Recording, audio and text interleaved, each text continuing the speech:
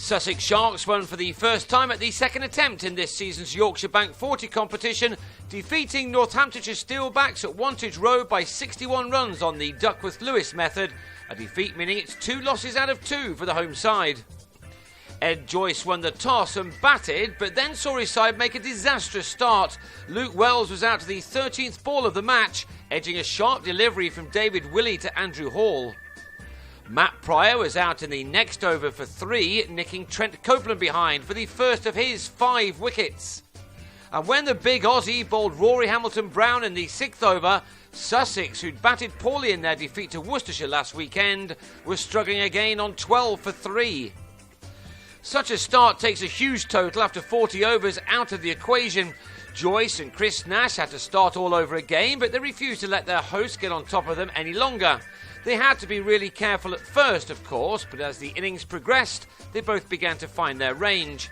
Halfway through their innings, they carried the total to 86 for 3, a pretty good recovery, and having done that, they could then try to push the rate along a bit. They both kept the risks to a minimum, but found the gaps with real skill as their partnership began to make their team forget about their rather inauspicious start. This is what 40-over cricket is about. It's a game unlike the T20 where there is time to recover, as long as you have the batsman with the skills to do that. And both Nash and Joyce are very skillful cricketers, as these shots testify.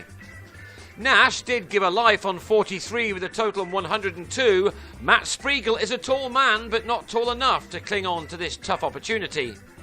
It was, though, still a big moment as both batsmen completed 50s. Joyce was there first, his coming from 61 balls, an innings which included only 3 fours, which showed just how hard he'd had to work for his runs.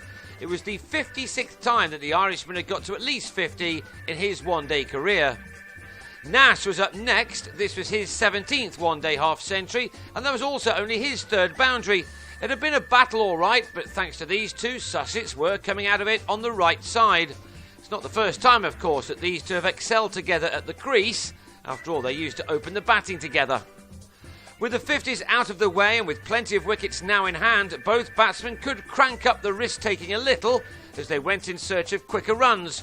Joyce took on Willey, hitting him for a succession of boundaries.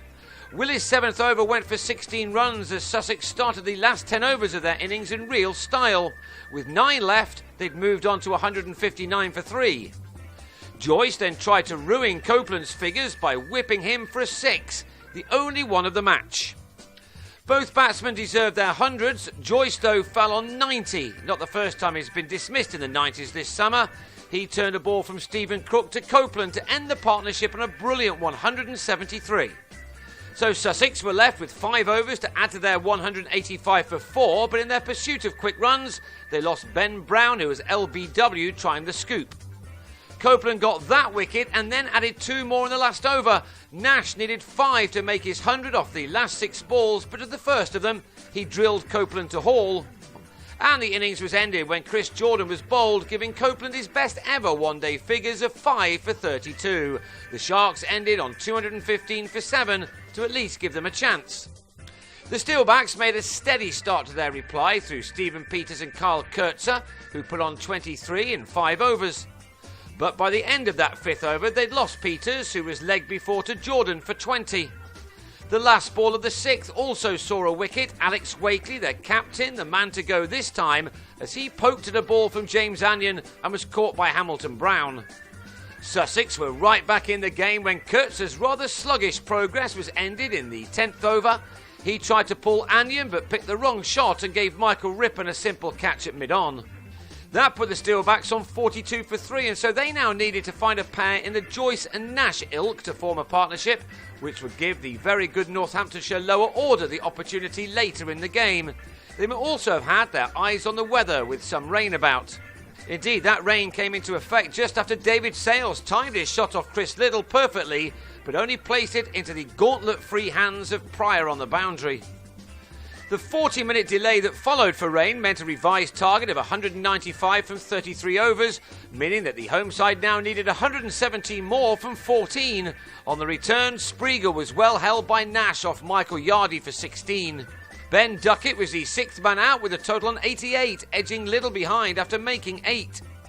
The Steelbacks had left themselves just too much to do. Willie was bowled by Liddle, trying to hit out.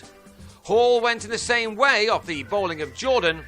And Crook was also bowled for an innings top score of 25 as the home side were falling well short of their target, the break for rain not helping their progress one little bit.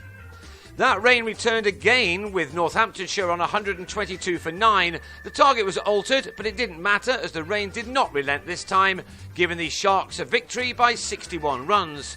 They now travel to Warwickshire on Sunday, while Northamptonshire return to 4-day action from next Wednesday at home to local rivals Leicestershire.